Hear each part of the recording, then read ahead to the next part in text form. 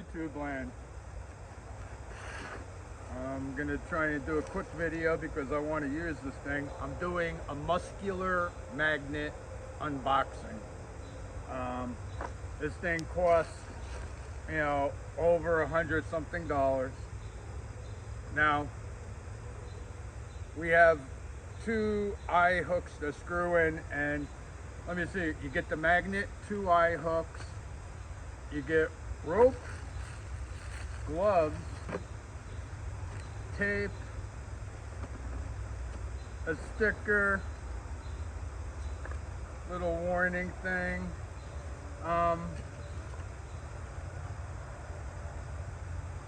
and what's this? I guess you could sign up to their website, which I will do, and you get, this is the important thing, thread locker, red thread locker. And they do give you a little instruction pamphlet. However, for the sake of time, I'm not going to run in and dig around for it because I did read it. But the main thing, I want to do this, I'm running out of light.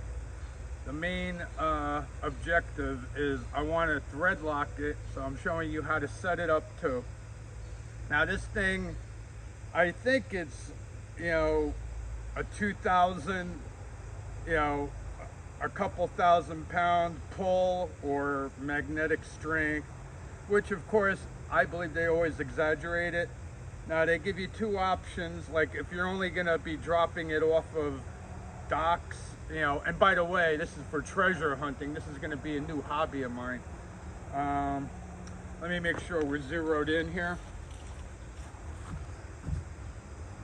Okay, cool. Whoop.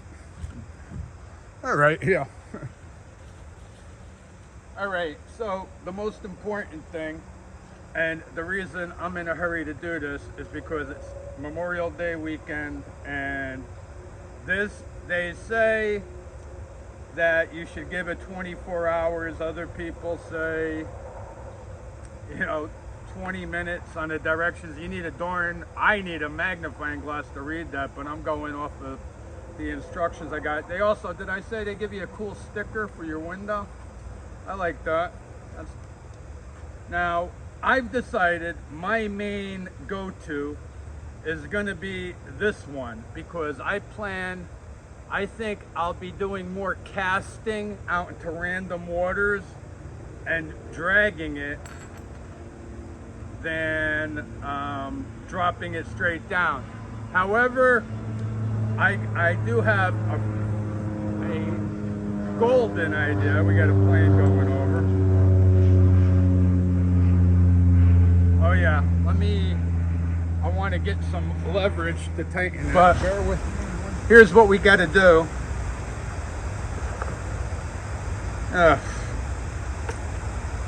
All right, here's what we got to do. I got to get a razor knife. Please, pardon me. Man, I did not see that coming. But we got this to deal with. All right, that is done. I don't know if I'm gonna edit that little bit of time out. I hope you don't mind, because if you use some of these editing apps, well, this is like blue thread locker, which is very strange. I thought it was red thread locker. I don't know what that's about. But anyway, saturate it, whatever it is, you know, if they're supplying it, I guess it works. All right, now, since this is gonna be my, oh, look at that. Wow, I got my first piece of treasure. All right, now I'm screwing it in, and it looks like it's gonna be a sloppy mess because of course I'm rushing here. I want it to dry because I want to play with this thing. And here's the purpose of this. It is solid. I got to give it that. And darn, it's a good shirt. I don't want to wreck that. Let me see if I got a paper towel somewhere. Sorry about that, man. Thanks. I just didn't want it to dry. And like I say, this is random. So thread locker's on. It takes 24 hours to dry. And then they give you red tape. I guess that is to put it, yep, it picks up screwdrivers, scissors, as we see. Now, all right, they give you red tape. They already got it on there, so I guess you got to reinforce it. And then they give you this, what do they call it? A carboner link, where that, and then, you know, you put it on there, and then you screw this up. Now, if you're never going to take this off, I would suggest putting thread locker on there, but I think I'll be taking it off. And so what I was thinking about doing, when you screw this up, long story short, I'll use that red tape, and I suggest you put it behind this, and then if you want to take it off, you just get a razor blade, razor knife carefully, and you just slice it, and you can, you know, unlock it at any time. Where now, I know with thread locker, they say these things are permanent. I don't know about this stuff. You know, I know with some of the major brands, they have the red thread locker, which is mainly for permanent things that you're pretty sure you'll never take it apart. But however, you can take it apart. It is some sort of plastic, and I believe if you take like a propane torch and you heat it up to 500 degrees, it melts that plastic and you can back it out. So it is, you know, for, you know, there's a quick little tip for you.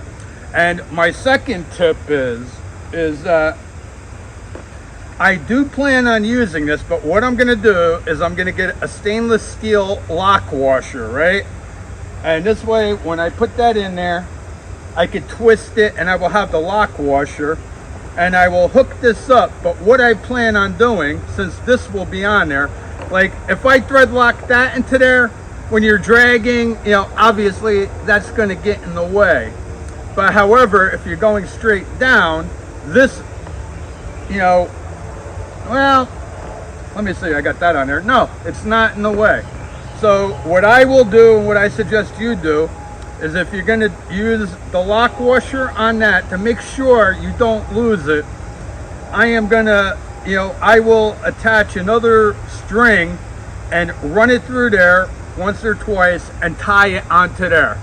Because this thing did cost, you know, I will put a link in it in the description, and it is an affiliate link. The channel may make a small commission on qualifying purchases if this qualifies. You know, I have nothing to do with this magnet company.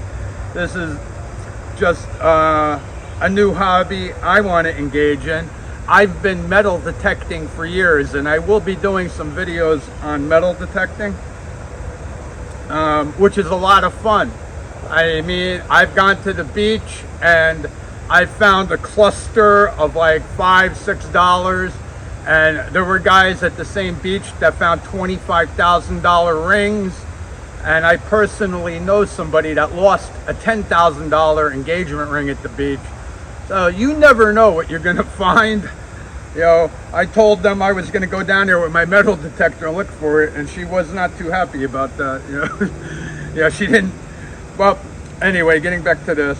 So lock washer on there, and then, yeah, I think as a safety precaution, since this will not have thread locker on it, I am gonna run, you know, a nicely knotted string from there connected to the permanent one. So in the rare instance that this thing does break free, it grabs onto the one that will not break free. So you can use it for two different functions, but however, I plan on casting it out and dragging it, and I'll experiment, and I'm gonna do videos on it, and we'll actually see what gives a bigger haul, what the success rate is. Will we have greater success, you know, going straight down and fishing it around, or dragging it that way? But however, I was looking at them, you know, and they have them $20 ones and everything, but I was like, why mess around? You know, because I read the reviews, and this one had pretty good reviews, and I actually seen a lot of treasure hunters, you know, on various sites that use these to mark metal objects they find underwater, cars for removal. You know, I realized they were actually using these. I was like, wow, they're spending a lot of money on these, because, you know, these things are over, you know, I forget exactly what it is. It's over $100, I believe. I bought it a week ago or 2 weeks ago. I don't know. Anyway, I don't remember. Anyway, so thread locker on. I'm going to give it 24 hours, and even though I believe I am going to engage in some work, but as soon as I get this weekend, but soon as I get free time, I will shoot a video of my first experience with it. Now, you should go in populated areas. You know, of course, we're all dreaming of the metal box with cash. You never know. You absolutely never know what you will find. You know, people throw weapons over the side of bridges, but long story short, if you go out to a body of water that's in the wilderness, you're cutting down your chances of locating something, in my opinion.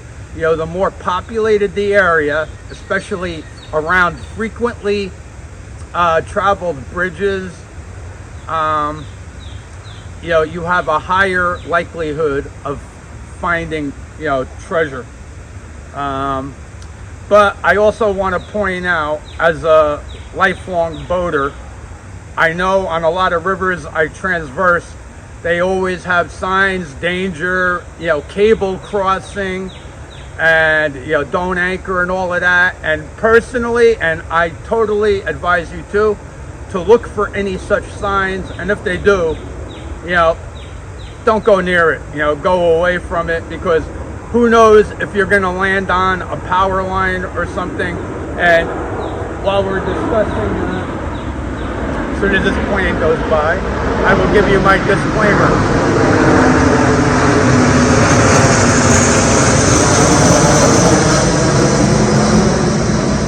And my disclaimer is that if you use any information in this video or duplicate any actions I'm discussing or any actions I ever do in my videos, you hold me, the creator, harmless, and by watching this video, you agree to them terms. You know, so long story short, you're responsible for your own life, and whatever you do, do at your own risk. And, you know, safety first. You know, think twice before you act, because accidents don't reverse, you know, easily. Some accidents you don't get a second chance. So with that being said, and these gloves, these are for when you throw the magnet. That's actually, this is a kit, which is way better than buying the single magnet, because when you throw this, you can get a rope burn on your hand. Think about it. You throw it, and so the gloves is a great idea. It eliminates the potential for rope burn, and I'm sure you will be pulling up a lot of yucky debris on your rope. And yeah, that's about it. So I think my little idea of connecting this with a nice, you know, a nice, very strong, you know, rot resistant, you know, probably nylon, I believe, is like one of the best, you know, string from there to there. When I use this, there's no chance of losing it, and this one's set. So that's what I'm gonna do. And please, if you like this, hit the like button and subscribe, of course, and I will be posting videos to see if it's worth it, see if it works, see what I find. Everybody say a prayer that I find a big metal box full of cash with unmarked bills. Of course I'll turn it in. Anyway, I guess that covers all the bases, and stay safe, everybody, and peace out.